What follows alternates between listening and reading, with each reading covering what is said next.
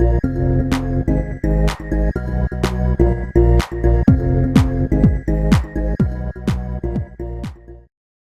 guys, I'm not going to lie to you, I'm a bit of a Linux noob, so I'm going to get a very basic setup for a Raspberry Pi Zero with the ability to use it as a Samba server. So first things first, go onto Amazon and find yourself a minimum of an 8GB micro SD card. So as you can see, the prices are actually not much different between 8GB and 16GB, so you might as well buy a 16GB. Then get yourself over to Pi and if you click on the search box and search for Pi Zero, and you're looking for, just a bit further down, the Raspberry Pi Zero, £4.58. Great price. And then you need to be searching for a Pi Zero case as well. You need to be careful to make sure you don't get one that's only for the Pi Zero W. So the Pi Zero case for Raspberry Pi is a good one. It's £5, so it's actually more than the Raspberry Pi itself. So if you add that to your trolley or your cart even, and then that's £9.59, £9.58 even. Nope, £9.59. And then get yourself onto eBay. And you're looking for, I'm going to search for micro USB to USB Ethernet. Now you're looking for a particular brand. It's one that's got, I don't really know what the brand is, but it's got writing on the top. Now the reason for it seems to be able to supply enough power. It draws enough power from the Raspberry Pi to drive an external USB drive. It's the only one I've managed to find that will actually do this.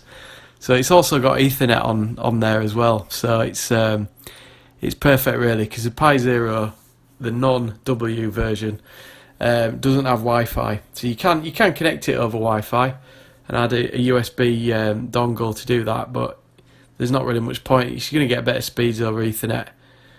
And then you need to get a mini HDMI cable to HDMI. It's quite challenging finding the right connection really. When you search for it on eBay and sort by price, you can get this one.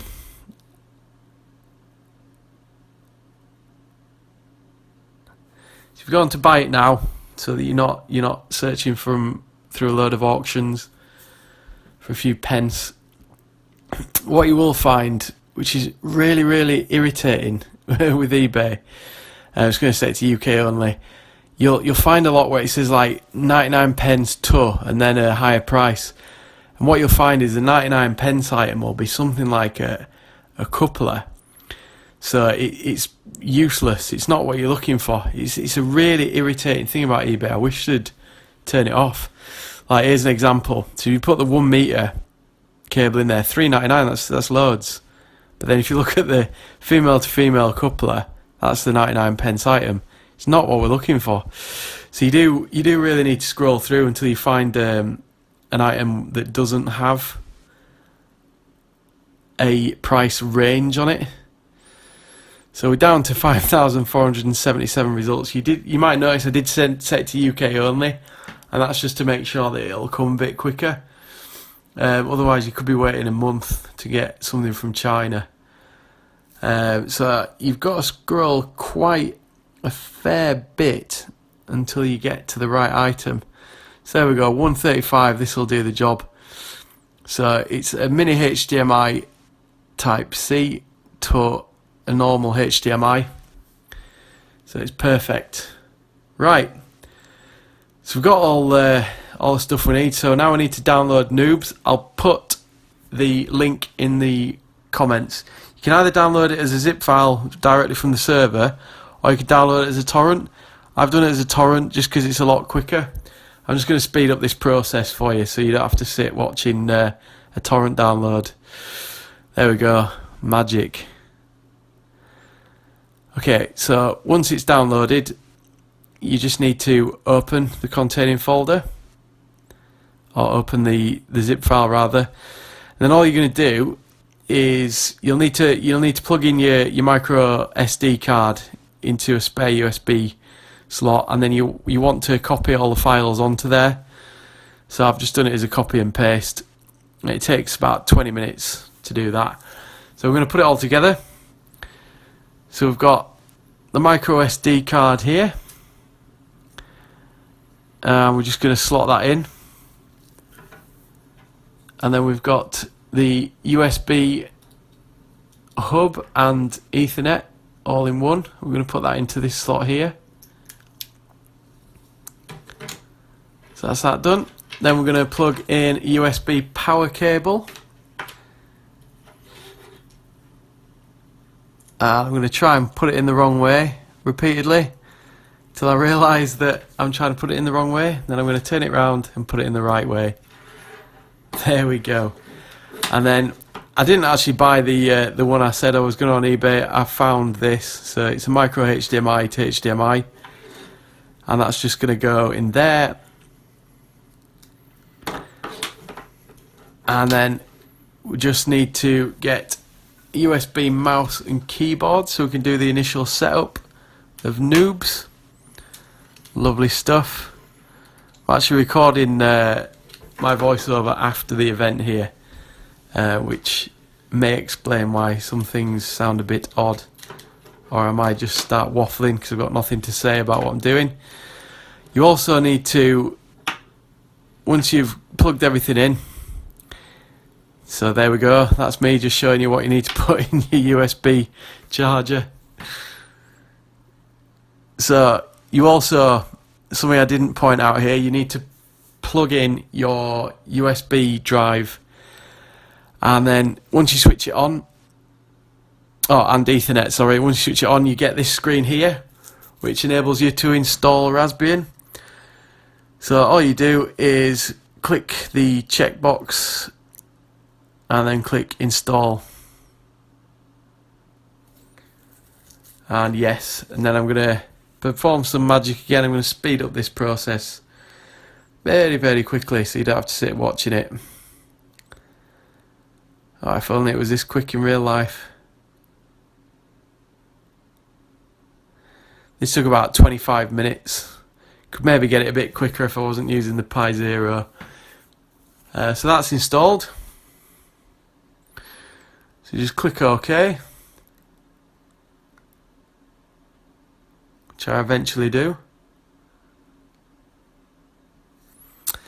And there we go. The Pi Zero reboots.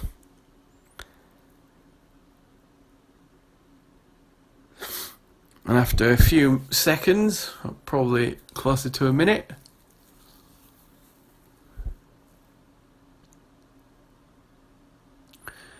we eventually, at some point, get in to Raspbian. Lovely stuff.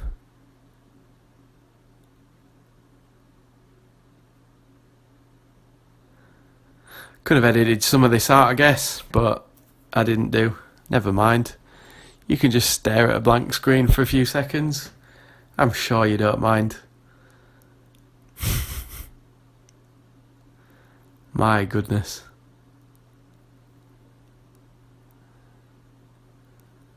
Eventually, we get into the desktop.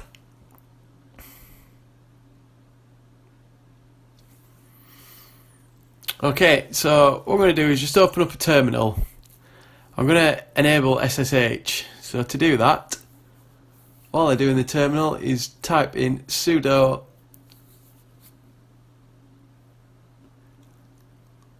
something raspi-config and hit enter. And eventually, in the interfacing options, I go to SSH and yes to enable the server, and then that's enabled, so I need to reboot the Raspberry Pi. Just go down and across to finish and hit enter,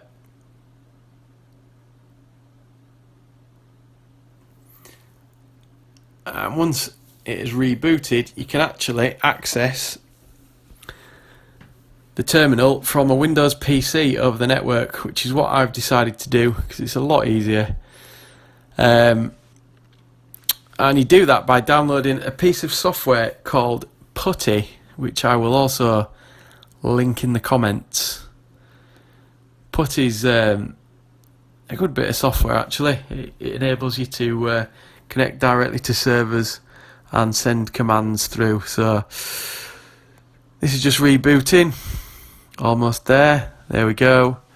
So yeah, I've clearly edited some of that out.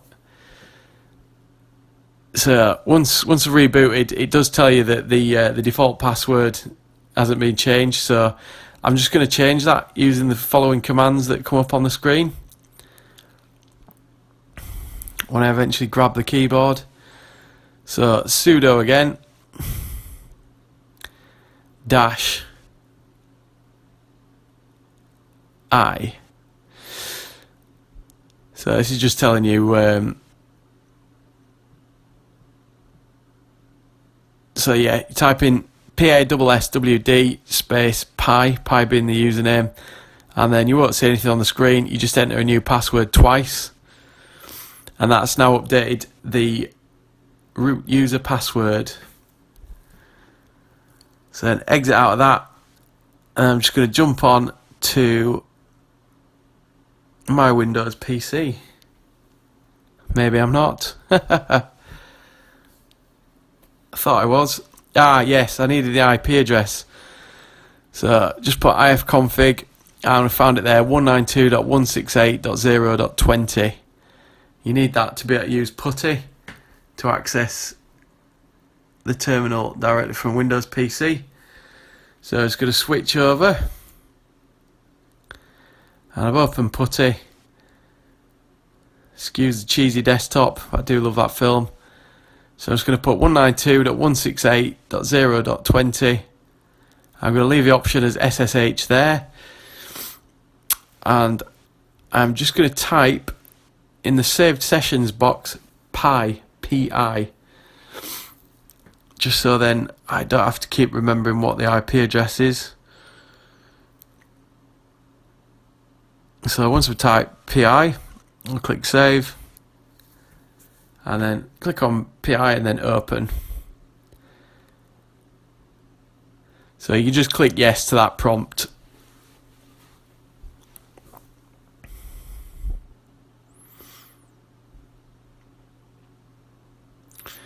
And then you type in PI as the username, and then whatever you just set the password to.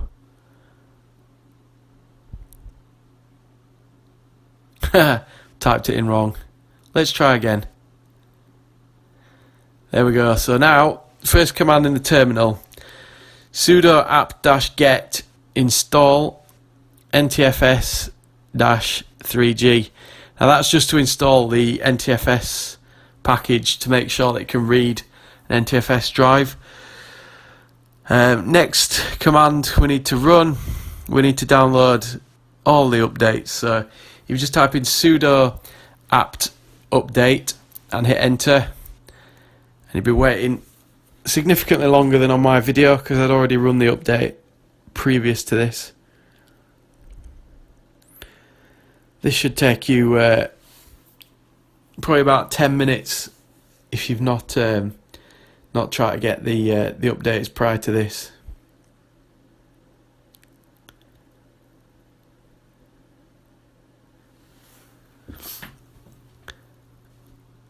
And then when that eventually finishes,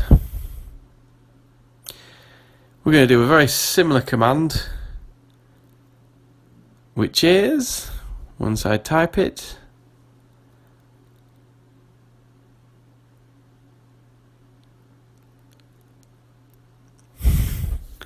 sometime today,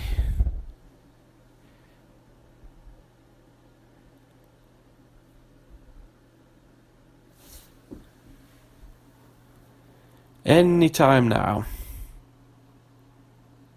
Well, I'll tell you before I type it. Oh, there we go. Sudo apt upgrade. And a similar thing will happen. any components that need upgrading, we will do that. Next command, sudo mkdir/home/shares sudo mkdir/home/shares/public. This is just creating some directory so we can mount the drive. Sudo chown-r root :users /home/shares/public.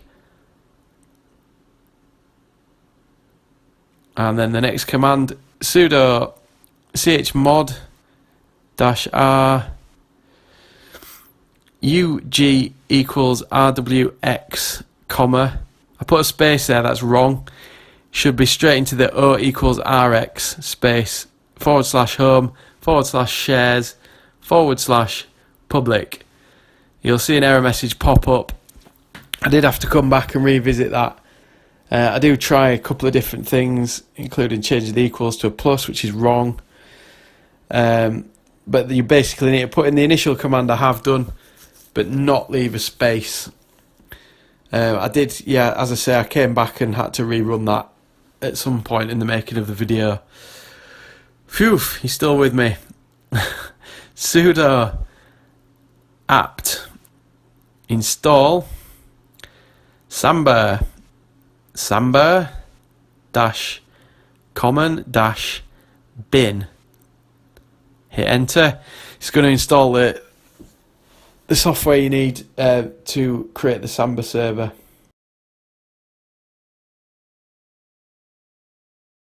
If you type in df-h, you better see where the big drive that you've connected is mounted. So in my case, it's device SDA2, and it's currently mounted under /media/pi/media. So I need to unmount it because I want to mount it in the directory I've created, so that I can access it. So as you'll see here, I've left this in because the word is not unmount, it's umount. So I'm unmounting /dev/SDA2.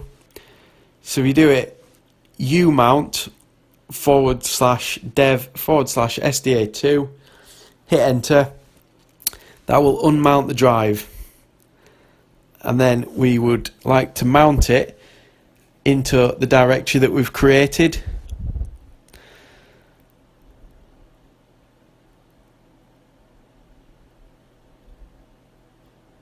So I'm not really sure what I'm doing here because I've already created this folder, but we'll put it in there again just in case. Sudo mkdir/home/shares/public.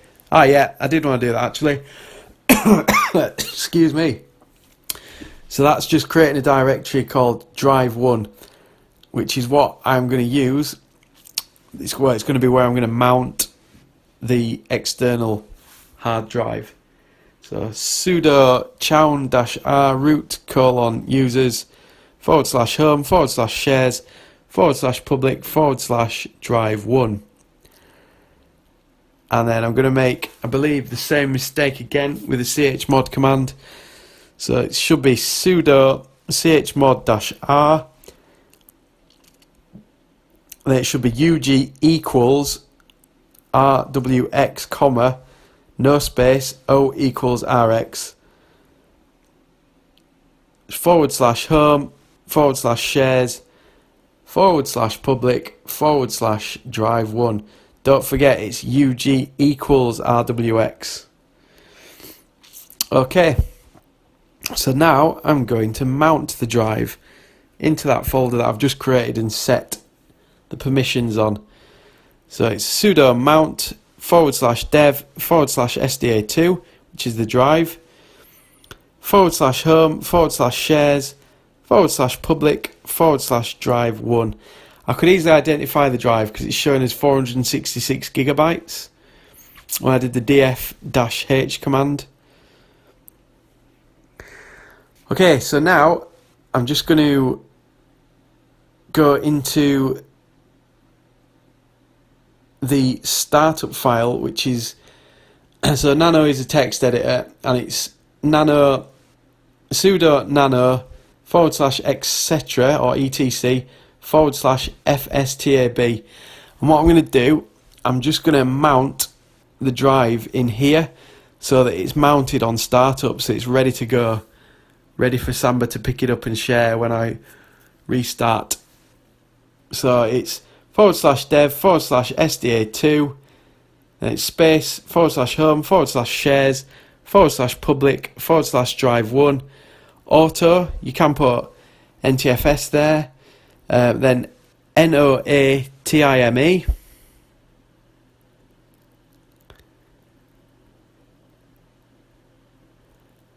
and then eventually I'm going to type 0 and then another 0.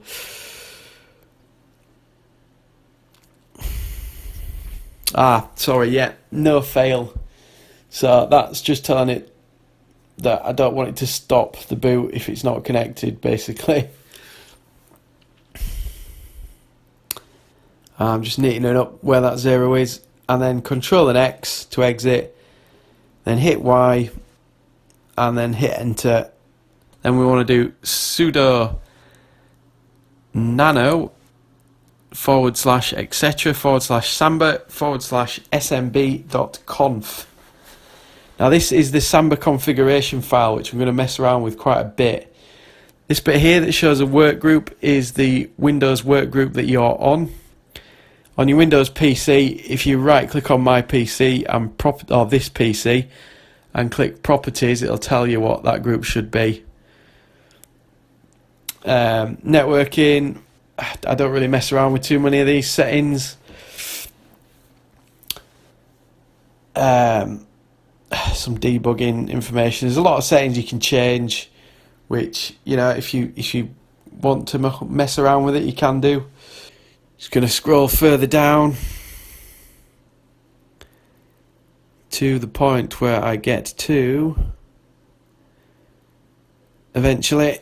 You can tell I'm not used to doing this sort of thing, but hopefully I'll be able to help people who were in the same boat as me, who didn't have a clue how to set up one of these. Let's have a look. Where the heck am I going with this?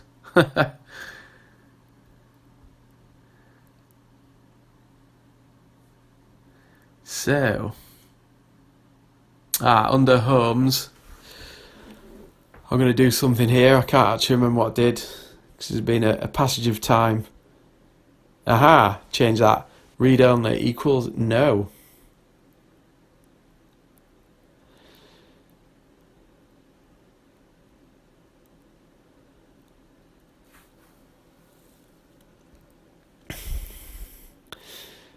Okay, so these are the printer profiles, because you can actually connect to printer and share that as well.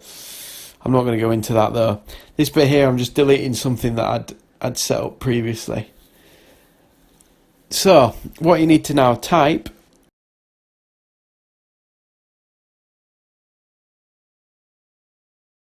and these are the things that you need to put if you don't want a password on it. So if you just want anyone on your Wi-Fi network or your home router to access a drive, read and write, do whatever they want, then this is how you do it. So path equals home, sorry, / home / shares / public / drive1. Browsable equals yes.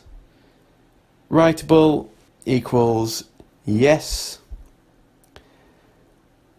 Only guest equals no.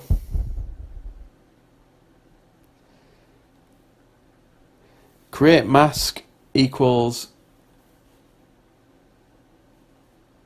0,777.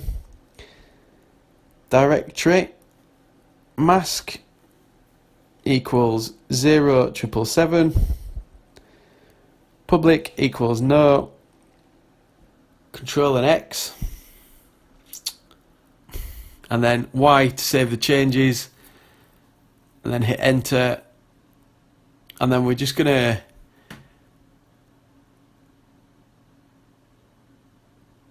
restart the Samba process. So it's sudo systemct1 restart smbd.service and hit enter.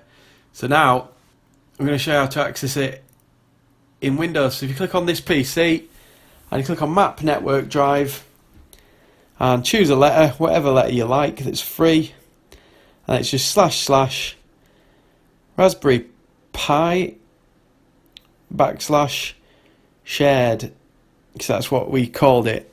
If you remember, where we put shared in the square brackets, and there it is, accessible just like any other drive. Thanks for watching. I'll see you next time.